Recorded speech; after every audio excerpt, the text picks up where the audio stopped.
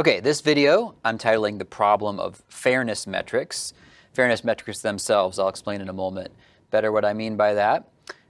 So this is, as I see it, a part of machine learning ethics, and we're thinking about algorithmic bias specifically.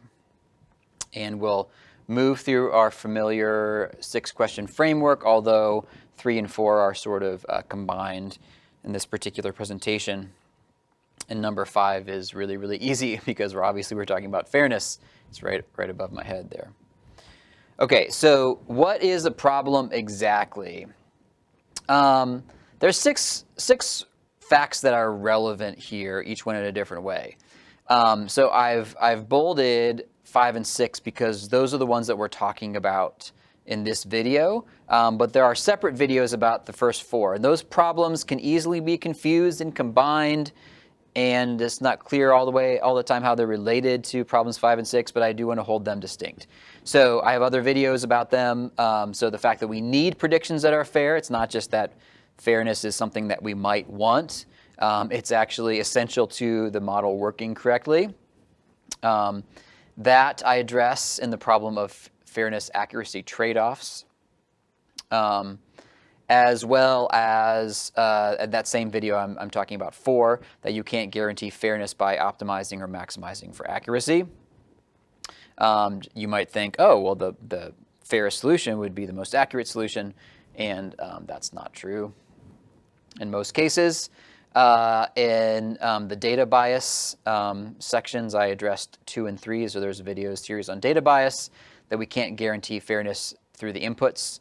Because data is oftentimes not representative, or it's cleaned in a way that makes it not representative or inaccurate, or it's historically biased.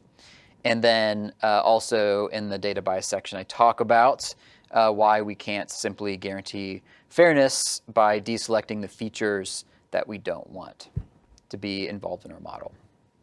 Okay, those are all problems, but again, we're focusing on problems 5 and 6. Here in this video. Okay, so what is familiar about this problem? So this should look familiar to you if you've done any kind of study of statistics.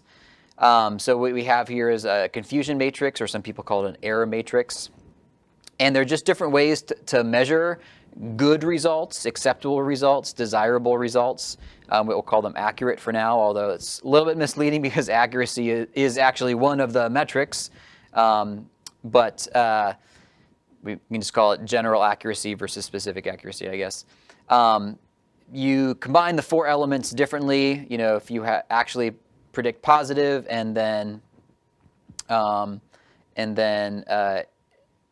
that your prediction is positive and then it actually comes out as positive, then you have a true positive, and so on and so forth. So by combining those 4 elements in different ways, you get different kinds of stories. All right. So let's just review this real quick here. Again, this is just basic statistics knowledge. This isn't anything new. But we have accuracy. So accuracy is when there's a formula. You need everything for accuracy. But we can call this this is a specific kind of accuracy. We're talking about the general correctness of the model, okay? So we want to combine everything for accuracy. Also precision, which is, you can also call this positive predictive value. So this is specifically accuracy of the positive predictions. So you get precision by taking the true positives and dividing it by the true positives plus the false positives. So the interpretation here, the higher your precision, the high precision means that if a model predicts a positive class, that's usually right. Okay. We also have recall. Some people call it recall. Some people call it sensitivity. I vastly prefer the term true positive rate. It helps me remember actually what it is. This is generally thought of as like the model's ability to identify all relevant instances within the data set, and you get this by taking your true positives and divide it by the true positives plus false negative. So you want to successfully capture most of the true positives.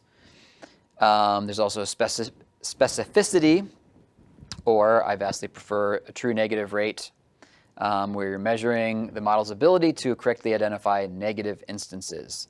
And you get this by dividing the true negatives by true negatives plus false positives. And then we have false negative rate, false negatives divided by true positives plus false negatives.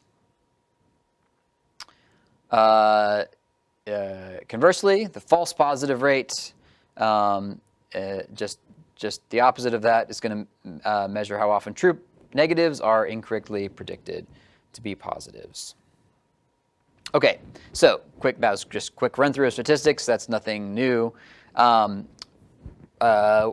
What's important here? So all those different accuracy metrics, including accuracy, are useful in different contexts, but not in all contexts. Okay. So sometimes you want precision, sometimes you want the true positive rate, and it just like what is the most helpful measurement here? It just kind of depends on your context. Okay. Another important note is that all of the accuracy metrics are also fairness metrics. So what you do is you calculate the accuracy metric in question for one group that you're interested in, and then you do the same calculation for another group. So if you're interested in men versus women or two different races, right? So you're going to get subgroup performance by calculating, for example, the true positive rate of the men versus the true positive rate of the women. So you get that's a way to turn the accuracy metric into a fairness metric. So what that implies is that as many different ways as there are to measure accuracy, there's that many ways to measure fairness, actually even more. Because this is just about group fairness, there are other kinds of considerations that we want to worry about elsewhere, not here today though. Okay, so just like the different accuracy metrics, all the fairness metrics are going to be relevant sometimes, but not all the time. Also, this implies, again, this is just because of the way math works, right? Thinking about those different metrics, you can't just combine them all into one super accurate metric, right? You have to decide what you want to measure. So same thing with fairness metrics. You can't have all notions, all those different measurements represent different notions of fairness, what we might want to care about in a particular situation. But you just can't combine all those into one super fair metric for the same reason mathematically that you can't combine all the different accuracy measurements into one super accurate metric. Okay, so there's going to be 4 slides where I'm just like floating around here. There's too much going on here. I'm just showing you the different fairness metrics, 4 here, and there'll be 4 on the next page. And then you want to ask yourself what they tell you, and then how to calculate them. So 3 basic columns.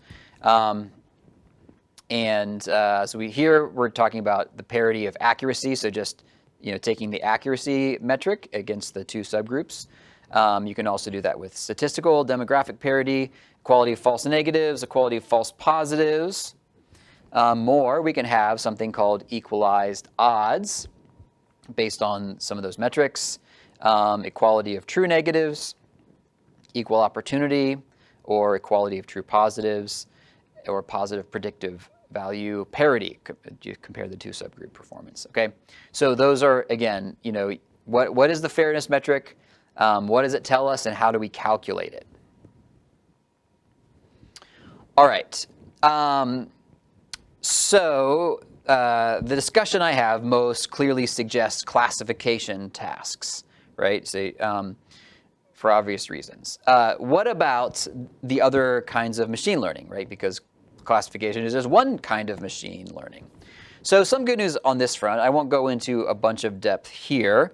I'm writing a book about it, but I'm not going to unpack that now. So these metrics, or some version of these metrics, can be extended to the other learning tasks. Okay. Other learning tasks, the classic way to think about it, regression would be the other supervised learning tasks. Then we have unsupervised learning, clustering, dimensionality reduction, I think are the main, the main two. And then reinforcement learning. That's a little more vague. Sometimes you got to really reach for an analogy with reinforcement learning. But what I'm saying is the discussion of different accuracy metrics that can be turned into subgroup performance metrics, it's not only relevant for classification tasks. You can extend them, sometimes by analogy, to other types of machine learning tasks.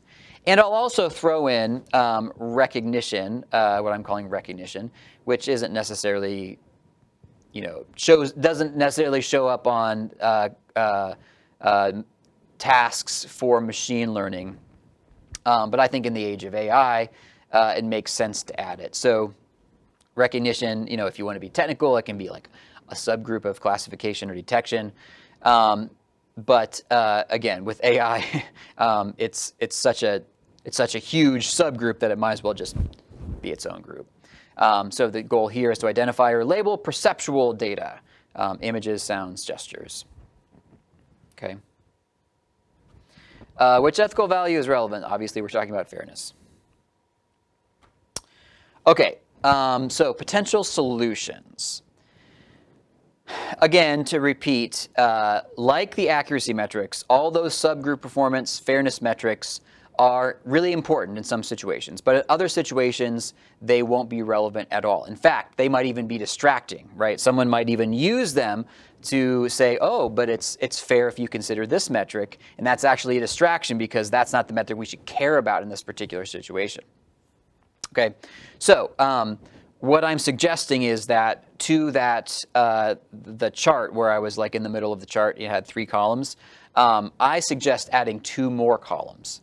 So in addition, we should specify its ethical significance, and then just in what kinds of situation is it most relevant. And again, so I can, anybody can email me, anybody watching these videos can email me, and I'll have the links below, and it'll be pretty easy to do that, or you can comment on this video and I can send you those charts if you're interested in the charts. But here we go. I'm standing in the middle of the charts again. Ooh. All right, so same first 3 columns, but then I added its ethical significance and when you might use. So 4 metrics here, and then another 4 here. Same 4 as last time, same 8 as last time. Okay, so that was a bit about the problem of fairness metrics.